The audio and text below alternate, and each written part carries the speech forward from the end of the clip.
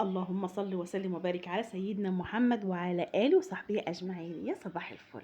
إن شاء الله النهاردة هنعمل معاكم أحلى حبة كشري مصري إن شاء الله زي ما انتوا شايفين كده.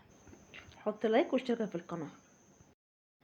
تشتري الكشري ليه من بره وانت ممكن تعمليه بسعر قليل جدا في بيتك. ممكن عشان 5 أفراد عائلة صغيرة وفيهم أطفال ممكن يكلفوكم 250 جنيه كبس وجبة غدا بس، والله مش هتشبع حد معاكي.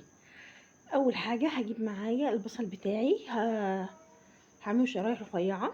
لو عندك مكنه الشيبسي قطعيه عليها زي ما انا عملت كده، وحطيت عليها معلقه نشا ومعلقه دقيق وحبه ملح وقلبتهم في بعض كده، وقمت نازله بزيت.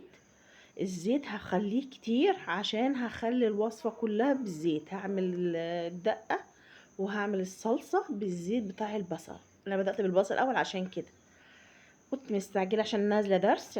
اخدت حبه، طبعا المفروض اخد بعد البصل ده ما يحمر، بس قلت مش مشكله هزود كمان شويه، مش مشكله بعد ما يحمر البصله واطلعها هبقى اخد كمان حبه زيت. اخدت حبه زيت وهنزل معاكم وقت انا بعمل الصلصه بتاعه الكشري. اخدت حبه زيت وهنزل حته تومه، وهنزل نص معلقه توم معايا كده هحمرها زي ما انتم شايفين معايا كده في الفيديو، وهنزل بيها بالخل. هطشها بخل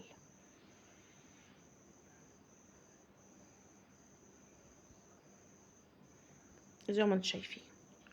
وبعد ما اطشها بالخل هنزل بقى بالطماطم بتاعت المضروبه في الخلاط.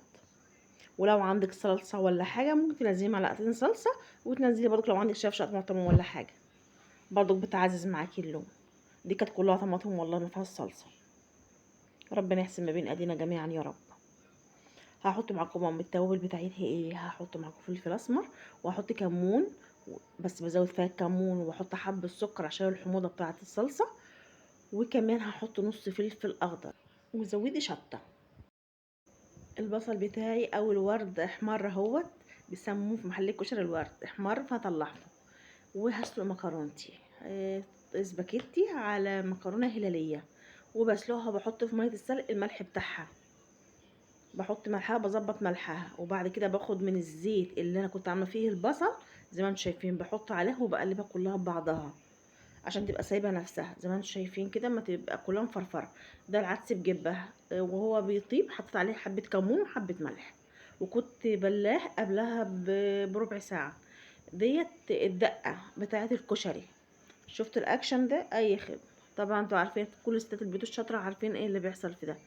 الحارة الحله الصغيره دي بتبقى حرارتها عاليه جدا، مع طبعا بقى فيها زيت وفيها تومه. أنا حطيت تومه وحطيت زيت الاول وتومه وطشيتها بالخل، ونزلت بنص كوبايه ميه وليمونه، عصره ليمونه، وحطيت وفلفل اسمر وكمون وحته تومه نيه مش متحمره عادي اللي انتوا شايفينها قدامكم دي، وغلوه بس، غلوه بسيطه للدقه، وبطفى عليه وخلاص. يبقى الف هنا وشفا يا رب لياكل اي حاجه.